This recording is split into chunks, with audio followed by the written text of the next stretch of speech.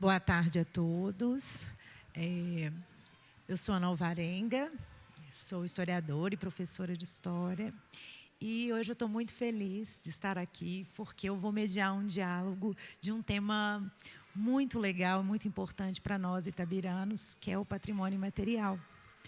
Falar do patrimônio imaterial, trazer aqui duas pessoas que trabalham e fazem um trabalho maravilhoso, sobre Itabira, é muito gratificante, porque é aí que a gente vai poder celebrar a nossa ancestralidade, saber e falar, dialogar, pensar, sobre as nossas tradições, as nossas manifestações, as nossas expressões e tudo mais da nossa cultura, que é viva, e que está aqui em constante mudança. Bom, hoje nós vamos receber a Gabriela Santos, que é museóloga, graduada pela Universidade Federal de Ouro Preto, é também gestora cultural, com vivências práticas no campo patrimonial em países da América do Sul. Tem atuado desde 2010 nas áreas do patrimônio, acervos e museus, nas cidades de Ouro Preto, Recife e Itabira. E, atualmente, é responsável pela seção de acervo e pesquisa da Fundação Cultural Carlos Drummond de Andrade.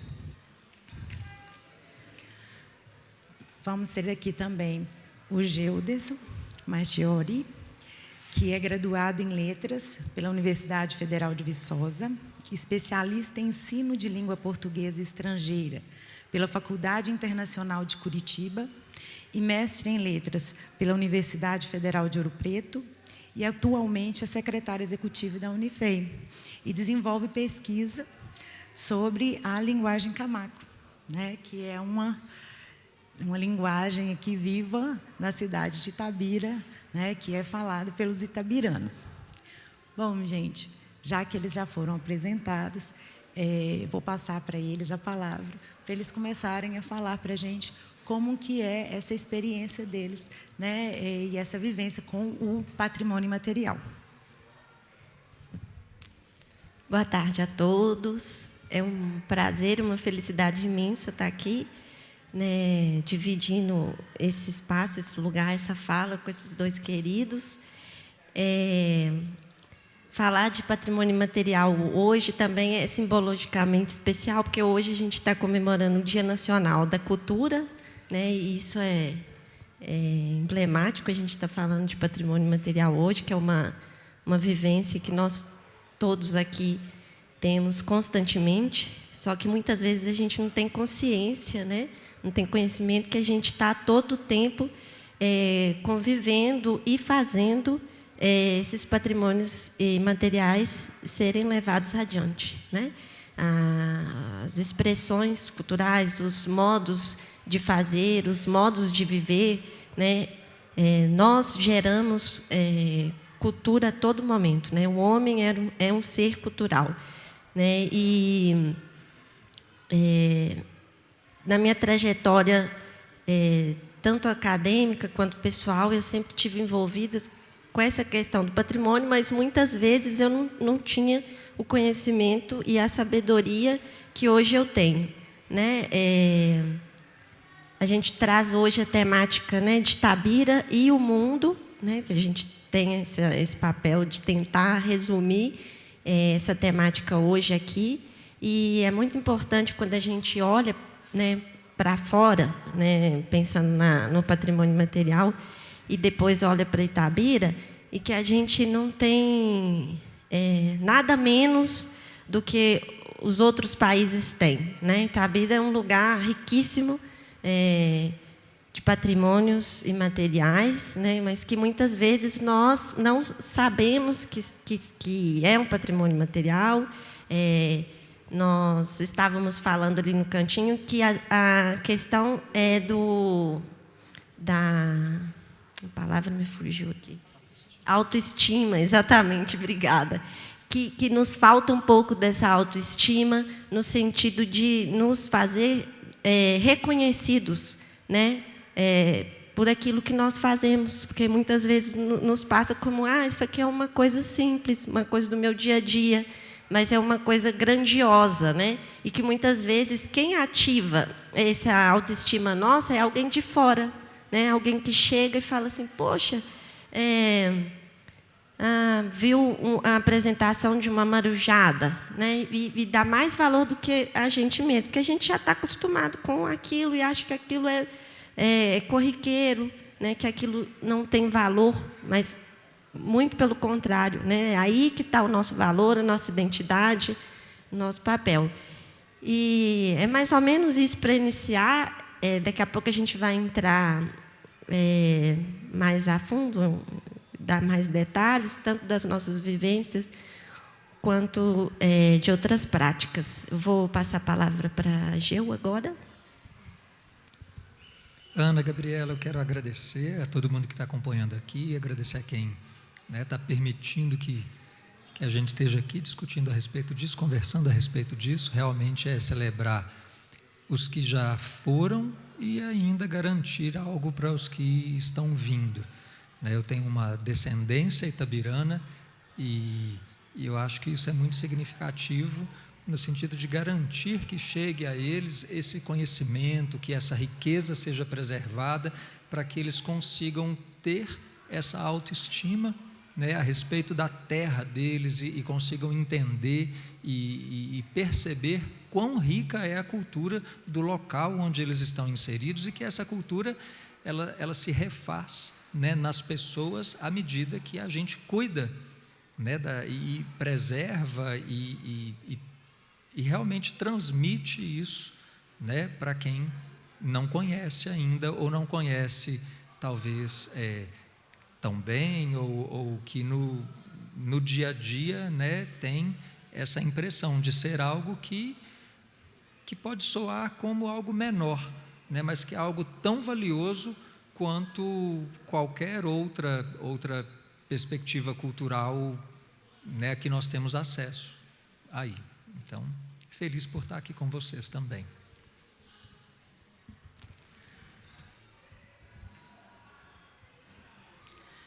Bom, gente, pensando nessa questão da herança, igual o Geu falou, é muito importante, porque são saberes e conhecimentos, igual a Gabi também pontuou, que muitas vezes é o cotidiano nosso, aquilo que é nosso itabirano, e às vezes é o que está de fora que reconhece, mas às vezes quando o itabirano também ele sai, ele percebe essa singularidade.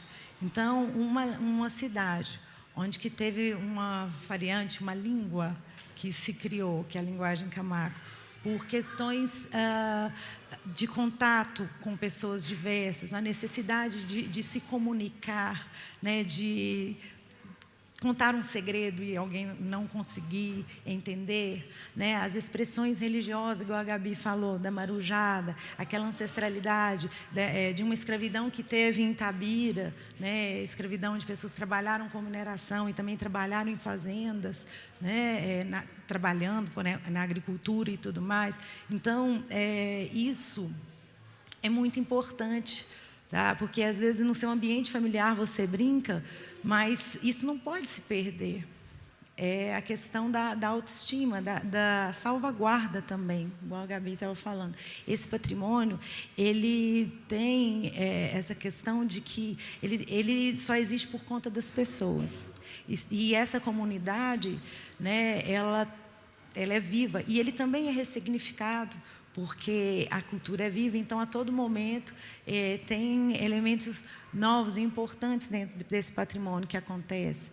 E cabe, eu acho, que essa geração que está agora reconhecer-se e levar esse patrimônio também para fora de Itabira, para que as pessoas conheçam essa riqueza que tem aqui.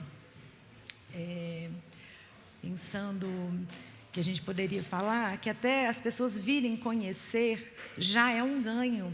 Acho que numa outra conversa que nós tivemos, nós começamos a falar sobre economia criativa, e eu vou passar para vocês, para a gente pensar um pouquinho mais sobre isso. Isso que a Ana falou é muito importante, porque a cultura ela desenvolve em várias áreas, principalmente economia criativa, né? A gente tem exemplos, centenas de exemplos de lugares que lidam de uma maneira muito orgânica com a cultura e com o patrimônio e que a economia apareceu como, vamos dizer assim, um terceiro viés, um segundo viés, mas o foco é da cultura. A gente, por exemplo, o Peru, né, que não é um país tão desenvolvido economicamente, né, que a gente vê, mas é um país extremamente cultural, né, e que desenvolve a cultura de uma maneira muito ativa na economia, né, um país que a gente chega e consegue perceber que é a naturalidade, eles estão vivenciando suas vidas, e nós, né, que saímos de vários lugares, vamos para experienciar e tentar entender e acompanhar de perto, né, querer sentir, porque é muito... Acho que todo mundo aqui já teve uma experiência parecida quando você assiste uma apresentação cultural de algum local, como te causa emoções, se arrepia, seu coração acelera, às vezes são vestimentas diferentes, te causa estranhamento. Então, assim, você vai para aquele lugar em busca de emoções. Então, isso é muito poderoso, né? E as pessoas, elas pagam por isso, né? Porque nós somos seres humanos atrás dessas emoções. A gente quer conhecer novas coisas, experimentar novas coisas. E como faz esse link, né? O patrimônio, a cultura, está tudo envolvida. E eu vejo dessa forma, né? Itabira tem essa potência, né?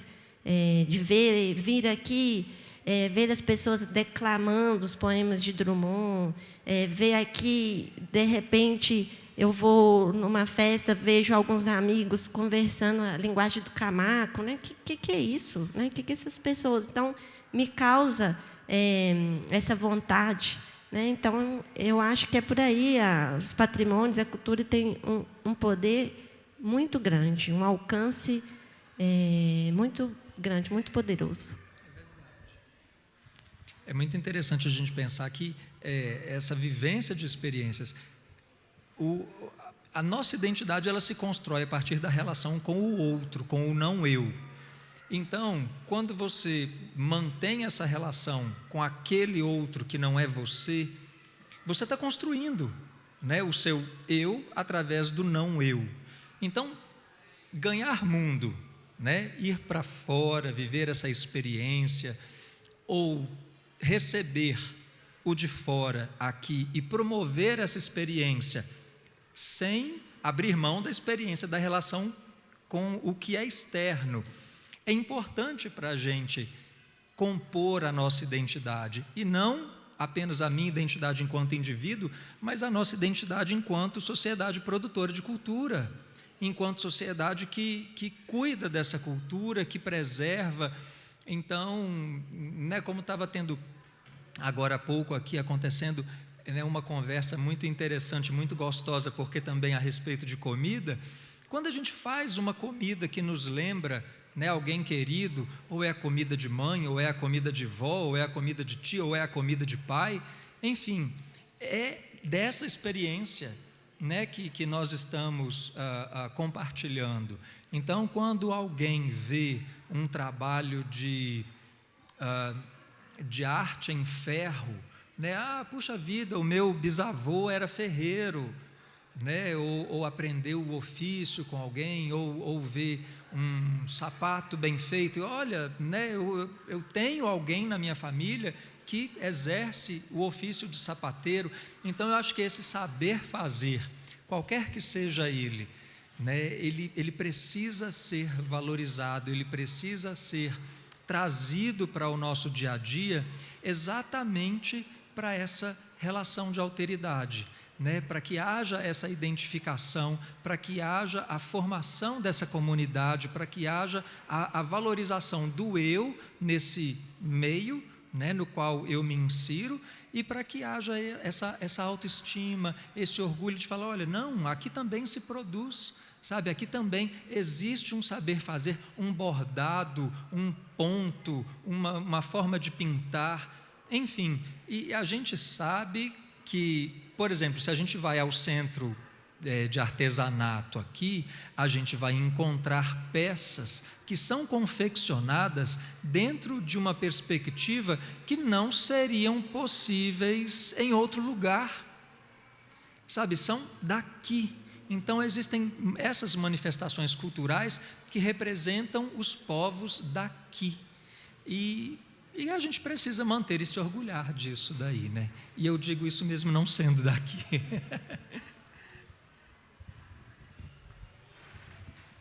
Você me lembrou de uma moça que eu conheci há uns meses atrás. Eu fui fazer um curso de cerâmica aqui em Itabira. E o mestre ceramista, Zezinho, infelizmente ele faleceu, ele tinha um saber incrível. Ele sabia pegar a argila da natureza, de Itabira, de vários locais, próximos até Laboriô, descendo a praia, próximo até locais de mineração, e ele sabia manipular essa argila para preparar diferentes tipos, né, de vasos e tudo mais, até para a construção de casa. E aí, no momento que a gente estava aprendendo com o Zezinho, teve uma moça que fez uma peça lá sozinha. Aí ela fez uma panela linda. Ela falou assim, não, mas é porque a minha família faz a panela com o barro lá da roça. Aí eu falei assim, mais um aqui com um saber ancestral. E muitas vezes as pessoas, é porque é da família, a gente sempre faz, né? E não valoriza. Mas não é uma coisa fácil de fazer, tem toda uma técnica. São anos que as pessoas estão manipulando ali elementos da natureza, aprendendo com o tempo, a queima, né? E passando para os filhos, para os netos. Isso que é essa potência de Itabira. Uma coisa pequena, o itabirano ele é muito rico, não só no fazer, mas também na música, em todos os aspectos. Eu acho que a gente precisa se encontrar mais. O itabirano ele precisa ter essa vontade de mostrar e também essa autoestima. Acho que a gente merece, porque toda vez que as pessoas que vêm de fora, conhecidos, conhecem Itabira, as pessoas ficam encantadas. Eles falam, gente, não é qualquer lugar que você tem uma cidade narrada por um grande poeta, você respira poesia, você entra dentro do universo de Drummond apenas andando na cidade, observando a paisagem. Isso é assim, de uma riqueza, eu até arrepiei aqui agora, é de uma riqueza. Eu, quando trouxe um colega de outro estado para passear aqui, ele ficou tão encantado, ele falou assim, nossa, isso aqui parece um cenário. Eu falei assim, esse é o cenário de Itabira, né? E quando ele conhece as pessoas, aqui há mais tempo, a juventude gostava de encontrar na pracinha. Então, a pracinha era esse local de encontro dessa juventude falante de linguagem camaco, mas a gente não pode contar segredo em linguagem camaco em casa, porque dá problema, porque os pais da gente falam linguagem camaco. Então, o castigo vai ser dobrado. Então, eu sempre, assim, não dá, né? A gente teve que criar umas variantes da língua do pai para o castigo não acontecer, mas, enfim. Eu acho isso muito legal, e ainda falando desse lugar de autoestima, é como isso potencializa a gente, né?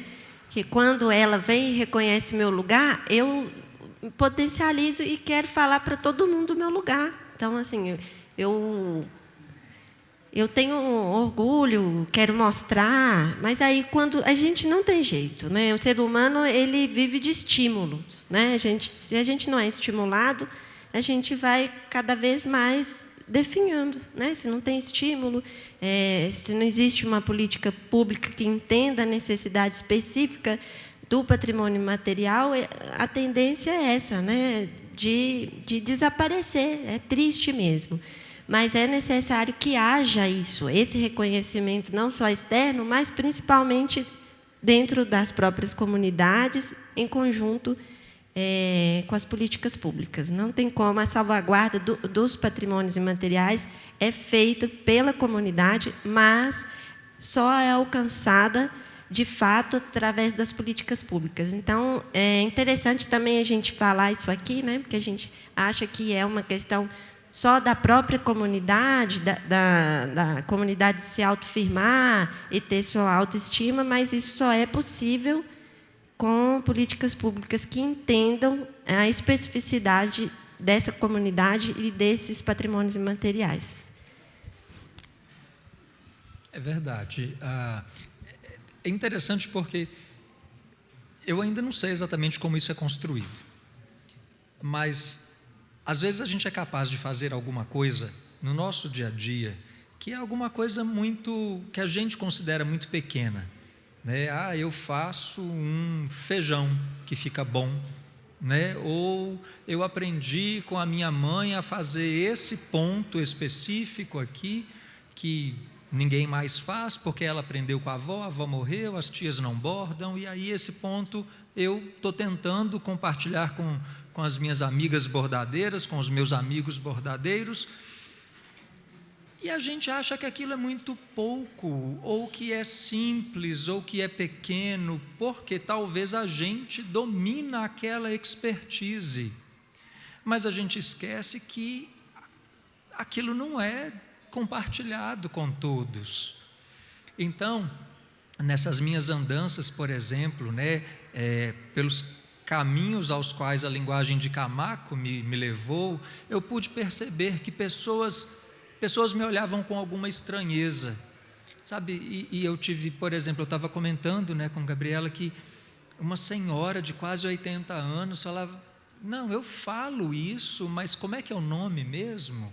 Porque ela aprendeu com um marido itabirano, ela se mudou daqui, ela tem um bisneto que fala, eles falam entre os familiares, e ela me disse assim: mas eu achava que isso era uma coisa do meu marido, que era algo, e aí eu tive a oportunidade de conversar com ela e com a filha, e a filha me contando, a gente achava que isso era uma coisa de pai, que a gente tinha isso só na nossa família, e como que a perspectiva delas muda então, quando elas se percebem inseridas em um cenário muito maior, muito mais potente, vamos dizer assim, em termos de quantidade de falantes, e que aquilo não era, entre muitas aspas, né, apenas uma brincadeira. Então eu não sei, sabe, como isso é formado, se a gente acha isso porque a gente tende a desvalorizar algo que a gente faz, né? A gente recebe um elogio e fala assim: nossa, que blusa bonita sua. Menino, isso aqui é velho, comprei na loja de 20 conto ali, né, na barraquinha da feira e tal. Ou então, se realmente isso nos é imposto, sabe? Isso é algo que ficou muito muito crítico para mim em termos de linguagem de Camaco, principalmente, mas eu acredito que isso seja muito recorrente também em outros bens imateriais, que é o motivo para esse relativo apagamento. Por que não é tido como digno de habitar os museus, os arquivos, os espaços institucionais de guarda de memória? Não, a linguagem de Camaco é uma coisa de moleque, a linguagem de Camaco é só uma brincadeira, a linguagem de Camaco, isso daí é coisa de malandro. Então, a gente percebe que às vezes isso nos é imposto, sabe? Não apenas, né, a partir da nossa tendência a considerar menor aquilo que a gente possui, né? Eu acho que isso é uma construção colonial, né, para dizer o mínimo, mas também tem isso, essa imposição colonial. Então nos cabe uma luta decolonial, realmente nos cabe essa luta de fazer ver, de nos, né, deixar mais nítido que esse patrimônio é valiosíssimo. Eu pude perceber que a linguagem de Camaco, ela é muito parecida com algumas outras linguagens na Europa, ao longo da América Latina, e na Espanha, por exemplo, se fala uma língua com uma construção muito parecida, e eles estão se preparando para solicitar à Unesco o reconhecimento dessa língua, desse falar, desse saber fazer como patrimônio imaterial. E a gente está aqui com uma linguagem que eu acredito ter mais que 120 anos, tá? Para bem antes, e que tem se preservado na oralidade, tem se preservado Você disse uma palavra que é muito interessante, né? Mas eu esqueci. Que é não na resistência, mas que tem a ver com isso, na ressignificação disso daí. Então, a linguagem de Camargo, ela foi ressignificada, ela deixou de ser usada por aquele grupo, né, mais fechado, digamos assim, e ela resiste e reexiste. Então, ela habita outros espaços hoje em dia que não eram possíveis para quem falava a linguagem de Camargo lá no seu início, no seu começo, porque eram pessoas periferizadas, eram pessoas mesmo excêntricas, né, que não atingiam o centro, seja ele econômico, político, social. Então, realmente, é um trabalho que não pode, embora a gente perceba nos grupos, né, de congado, nas artes culinárias, nesses outros saberes, embora a gente perceba que eles vão passando de geração em geração, é necessário que a gente lute por uma legislação, né, por uma ação política institucionalizada, porque política é toda a ação dessas pessoas que promovem esses saberes, mas que seja uma política institucionalizada para que isso ganhe o mundo também. Itabira precisa mostrar ao mundo, né, se mostrar. Eu acho que nem precisa, na verdade, porque o mundo já vem também, mas a gente precisa arcar com a nossa responsabilidade de se fazer visível ao mundo também nesse sentido.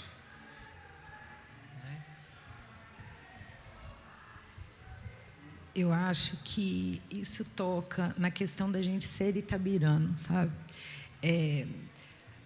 A forma como que nós nos relacionamos e vivemos.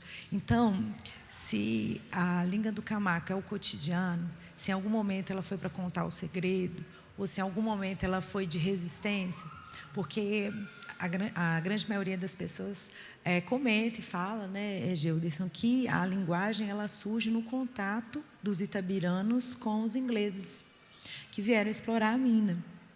Então, uma forma, como eles não eram falantes de inglês, uma forma também deles se comunicarem e eles não serem compreendidos foi a invenção disso. Igual você falou, aí isso foi passando de geração em geração e várias variantes, até que a gente tem que mudar um pouquinho, né, para que, quando a gente quer contar o segredo, não aconteça. E eu acho que essa potência de Itabira, ela já existe. Eu acho que o itabirano, ele tem que ter, acho que eu vou usar uma palavra que talvez é coragem de mostrar, porque a maioria das pessoas não querem falar que falam linguagem Camargo. Eu falo só um pouquinho, e fica assim. Aí, mas quando você encontra, fala até, né? Enfim, fala até demais. Mas eu acho que é essa estima, igual a moça que faz panela. Mas eu faço, mas é uma coisa tão simples. E a política pública, acho que é aliada, criar, eu acho que uma visibilidade para todos esses patrimônios e até um evento reuni-los todos, eu acho que isso vai trazer para o itabirano, né, esse carinho, sabe, de sentir-se. E o que é mais importante, quando os demais vêm, é o reconhecimento. Eu acho que é isso, a pessoa vai se sentir ali, olha, está me representando, que eu também faço parte disso, sabe? Eu acho que é nesse sentido. E eu acho que as pessoas poderiam também já começar a sinalizar, olha, eu faço isso, eu faço aquilo, que eles já fazem nas redes sociais muitas vezes, né? Porque muitas vezes aquilo eles querem até complementar uma renda, alguma coisa que um saber possa trazer, né? Mas eu acho que há uma dificuldade em relação aos outros patrimônios também de ter esse reconhecimento, né? Geralmente o patrimônio material ele está ali, né? Ele é mais visível, ele é fácil de ter esse registro. O imaterial ele precisa das pessoas, Sem as pessoas, ele não existe. Então, nesse sentido, eu acho que merecia assim, um carinho, uma coisa mais direcionada. Tem uma pessoa que quer contribuir. Se você puder vir até aqui, por favor, por conta do... Tá. Uhum, pode.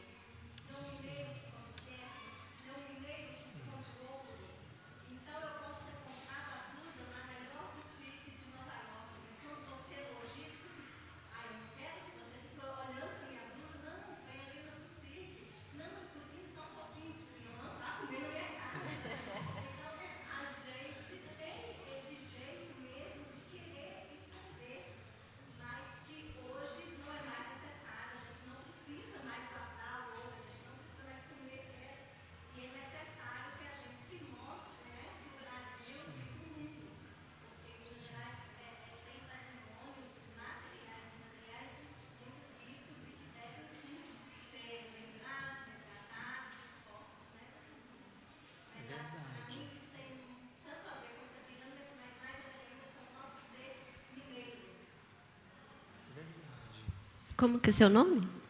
Renata. Obrigada, viu, por contribuir. Eu acho que é isso mesmo. E uma forma da gente ajudar, né, porque como isso é uma raiz, né, fica um pouco, às vezes, difícil, e a gente vai, aos pouquinhos, tentando transformar isso. E o que a gente está fazendo aqui hoje, por exemplo, é uma ação de contribuição para a gente poder se expor, né? Eu estava falando aqui agora com os meninos que aí tem esse card que a gente coloca no Instagram, né, das programações, e aí a gente colocou nas nossas redes a mesa de hoje da linguagem de Camaco. Aí um amigo meu veio até no privado e falou assim: "Uai, Gabi, linguagem do Camaco, meus tios brincavam disso, isso tem alguma coisa de seriedade? Vocês vão falar sobre isso?" Aí mostrei para os meninos. Então, olha, a gente atingiu uma pessoa que seja e já atingiu nele esse senso de, pô, é uma coisa séria, tem a ver com o nosso patrimônio. Então, assim, é sobre isso, a gente fazer, olha, não, é uma coisa simples, a gente está conversando sobre, né? A gente está expondo. Então, são ações que talvez aos nossos olhos parecem simples, mas são necessárias e fazem total diferença, né?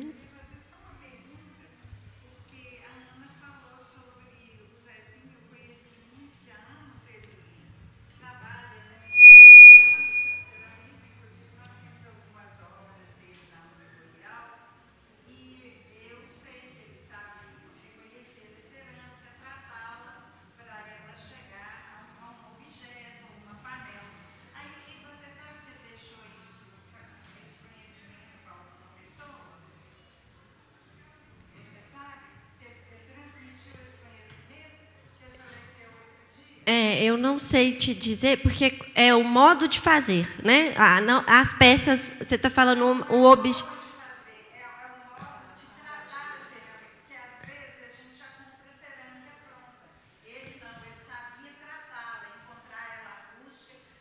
Uhum. Se ele repassou esses conhecimentos para alguém. Eu não sei te dizer, Solange. Eu sei que teve algumas oficinas que ele deu, não sei se ele trouxe esse conhecimento desde o início ou se ele fez a oficina partindo só da prática ali de fazer os objetos, né? Eu sei que o João, você conhece ele muito bem, teve com ele em todo esse processo. Pode ser que ele transmitiu, né, para o João esse conhecimento, esse tratamento.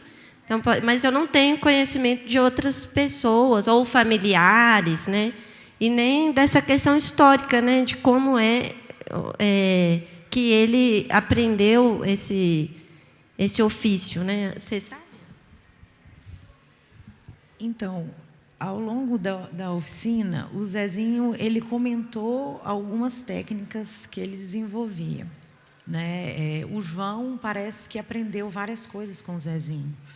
Então, no sentido até dos locais que se retira esse material, essa argila natural, até mesmo o que deve ser acrescentado a essa argila, que tipo de terra, que tipo, e também de pigmentação, que é o mais legal. O Zezinho ele fazia pigmentos naturais também para colorir a argila. Então, eu acho que o João seria uma boa pessoa para transmitir isso que o Zezinho deixou, ou às vezes algum filho também tenha esse domínio, tomara que tenha, né? Porque até casa Zezinho construía com argila, até telha Zezinho fazia. Então, isso é um conhecimento igual. A gente está olhando para essa telha daqui de frente, uma telha colonial aqui da janela. Então, a gente sabe que é uma técnica que, né, várias pessoas dominavam, que hoje praticamente quase ninguém faz mais. Então, esse saber é importante, né? A intenção na época era que Zezinho pudesse desenvolver mais essas oficinas, né, e transmitir esses saberes, mas, infelizmente, eu acho que era essa a intenção, que a Fundação já vinha fazendo isso. Não foi a primeira oficina que ele deu, ele chegou, mas, infelizmente, ele faleceu, né, para a tristeza de todos nós. É um livro, Zezinho, um livro. Infelizmente, é mais um livro, né, a que a gente não vai ter acesso. Né? Então, pensando essa questão do saber específico, né, primeiro eu quero falar só de uma outra questão, que é do segredo, né? Do segredo da linguagem de Camaco, e quero aproveitar para agradecer a nossa tradutora aqui, que está permitindo, então, que, né, pessoas que não nos ouvem possam acompanhar, e muito obrigado, bom trabalho. E esse segredo, né, o segredo do Zezinho, quantos ele não ensinou, quantos nós não teremos acesso, né, nesse saber fazer tão específico. E lembrando isso, né, que você estava dizendo, Ana, que é da história da linguagem de Camaco, que é da história da formação de Itabira, né, porque os povos que vieram para cá, sejam eles europeus ou africanos, eles vieram com expertises muito bem definidas. Então, quando a gente pesquisa a vinda dos povos africanos para Minas, principalmente, a gente vai perceber que não eram quaisquer povos africanos, eram os povos que tinham um conhecimento muito específico da mineração, da forja, da fundição. Eram povos que eram trazidos para cá porque já sabiam o que era necessário fazer aqui, já faziam lá na sua terra de origem. E aí, esse segredo, né? Então, eu ainda nessa caminhada, eu aprendi a associar a linguagem de Camaco a duas possibilidades, né? Uma possibilidade mais, entre aspas, formal, que é uma questão do jargão, que é um vocabulário profissional mais especializado, e uma questão menos formal, que é a gíria, que é, então, né, a nossa forma, vamos dizer assim, entre aspas, moleca, de impedir que as outras pessoas entendam aquilo que a gente quer dizer apenas entre a gente. Então, em ambos os casos, né, ela trabalha como uma linguagem secreta. E pensando, né, ainda na continuidade desses segredos, desses saberes, né, que são orais, né, predominantemente orais, me preocupa o apagamento, realmente assim, o desaparecimento desses livros, né, que são as pessoas que nos cercam. Então, é algo para a gente colocar, não apenas para nós mesmos, mas para a nossa juventude, sabe, para aqueles que ainda têm, né, mais tempo, mais páginas em branco, talvez, né, para nos ajudar a preencher essas páginas e escrever essa história para a posteridade.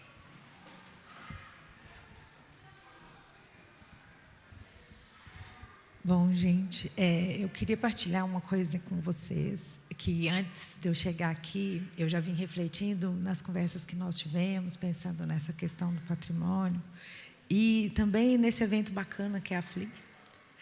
Eu escrevi um poema, pequenininho, de minha autoria, assim, só para a gente pensar nessa delicadeza que são as pessoas e esses nossos conhecimentos, nessa nossa cultura, sabe?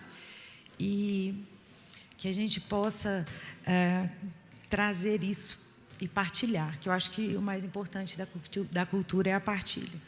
Então, vamos lá. Não quero me embrutecer com os brutos e nem quero que eles firam a minha essência. A brutalidade é feia e carregada de maldade. Que nada me impeça de despertar sorrisos e alcançar a paz. Quero impedir o desamor, que os nossos dias possam ser saborosos como o brigadeiro de mãe. Poeme-se, Drummond-se e seja FLI.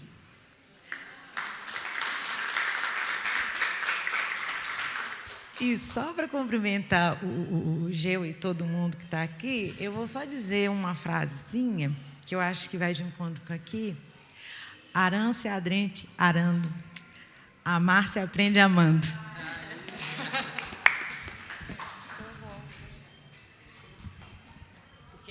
É Guilherme de Camaco. Aran se adrempe arando, amar se aprende amando.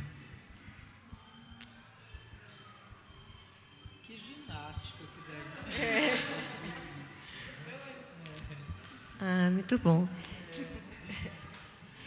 Então,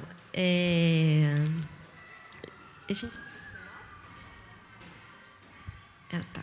Eu queria agradecer, né? Na verdade, é uma oportunidade muito boa e emocionante até, porque nós todos, eu e a Ana, somos itabiranas de berço, né? O Geu é itabirano, já é itabirano, né?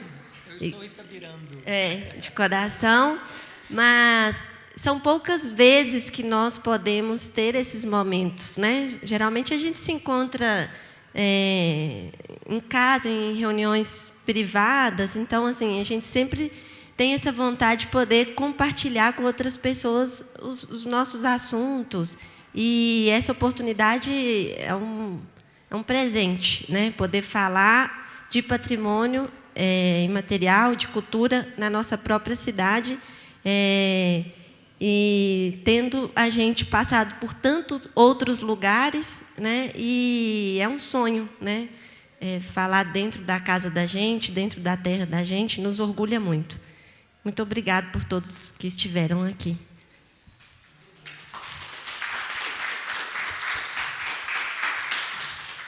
É muito curioso porque quando eu era criança, os meus pais, eles se comunicavam em uma linguagem deles. E aí eu fui aprender tempos depois que se tratava de um dialeto deles e eu não aprendi essa língua. E às vezes eu troco uma palavra ou outra com a minha mãe, mas é uma coisa que ficou perdido na minha infância. Eu não realizei a salvaguarda desse patrimônio. Mas eu tive a oportunidade de estar em Itabira e conhecer a linguagem de Camaco. Conhecendo a linguagem de Camaco, como qualquer outra linguagem, né, quando a gente conhece uma linguagem, a gente conhece o povo que mantém essa linguagem, o povo que compartilha essa linguagem, e a gente conhece também das histórias desse povo ou desses povos. Então, eu sou muito grato a uma ancestralidade que não é a minha, mas que fez com que esse bem chegasse até a mim e até os meus. Então, assim, é uma riqueza muito grande que foi compartilhada comigo e da qual eu não sou oficialmente ou consanguineamente herdeiro, sabe? Então, para mim é um presente duplo, sabe? E me alegra muito poder estar nesse momento, realmente embora seja muito prazeroso, eu vou dizer trabalhando para a manutenção dessa memória. Obrigado, viu, gente?